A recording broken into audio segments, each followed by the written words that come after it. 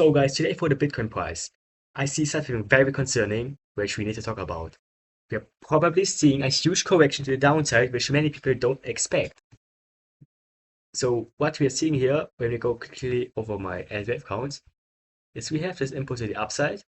We're currently still forming this wave 4, and which probably hasn't finished yet. So if we take a look at wave 4, what are the possibilities?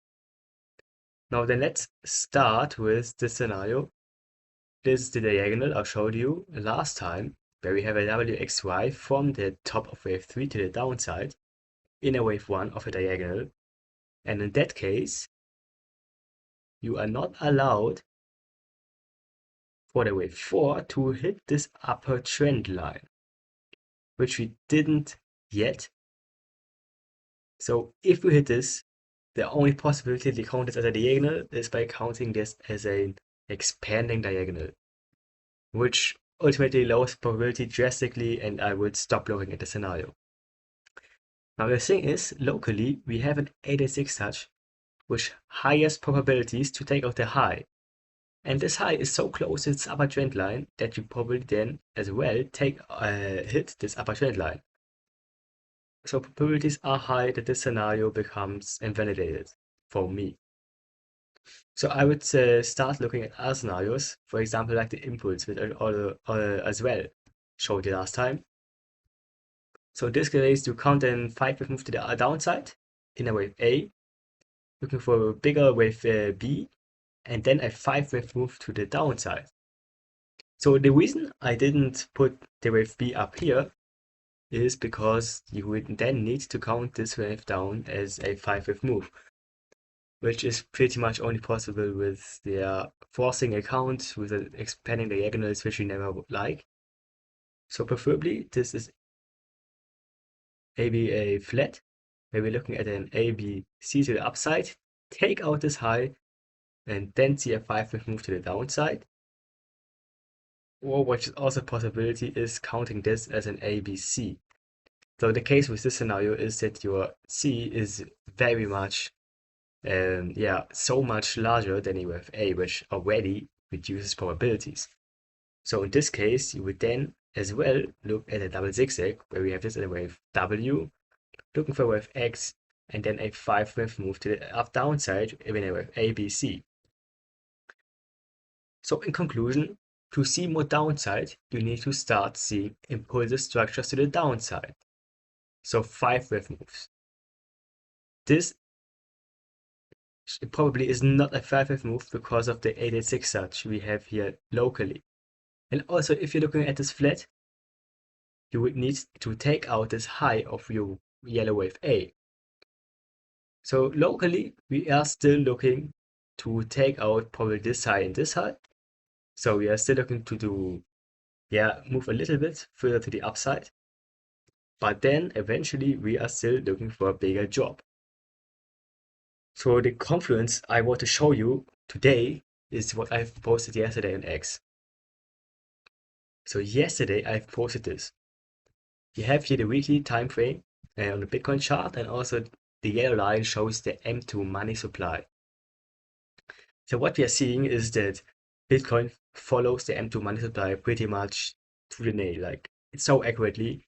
If you take a look at it, M2 money supply bottomed down here. This is where the Bitcoin bottomed after the FTX crash 2 months after. Then we saw a top at the money supply 2 months after. We saw kind of the top area here on Bitcoin. We made these equal highs. Again, we made it equal highs on Bitcoin. Then we had here this, we moved to the downside, which we also had.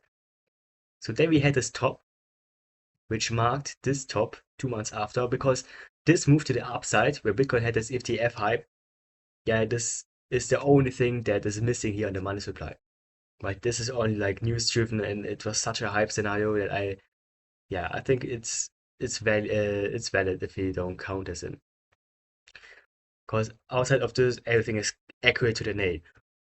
We had a top 2 months after we had a top. We had a long sideways range, which we also had. We had this long sideways range, and 2 months after, we bottomed out, just like here. Bottomed out 2 months after we had the bottom. We saw a huge one, We saw a huge run. Now we have the top, and 2 months after, we have, or we could have, the top in Bitcoin. So if this is actually the top, then we are seeing what happens after that. After that, we see this huge crash on the empty money supply, which doesn't have that Bitcoin has to drop down to these levels again. Because, for example, yeah, when we went up on the money supply, we didn't take out these highs, but we actually took out these highs far on Bitcoin. Yeah, so it doesn't mean how far we can go down, but only the move is accurate. Like, if you're going down, yes, then you probably go down on Bitcoin as well. And this actually correlates perfectly with our wave 4 scenario, where we are still looking for a low in an ABC or in a WXY or in an ES. So that's perfect. This matches perfectly. With, again, which doesn't matter or which doesn't mean that we have to go down on altcoins, right? I posted this video a couple of while ago where I said, or I mentioned you why actually if Bitcoin goes down, altcoins still can go up, which actually happens every time during this time of the post-halving year in January. So with that in mind, you should only like worry about, yeah, I would worry about Bitcoin honestly. Because if you are here in the long term for this altcoin, yeah, for the alt season, then I wouldn't panic sell now because what if it just goes up? I mean, this is just confluences. They can always be wrong. So what I'm doing right now is I'm having cash on the sideline.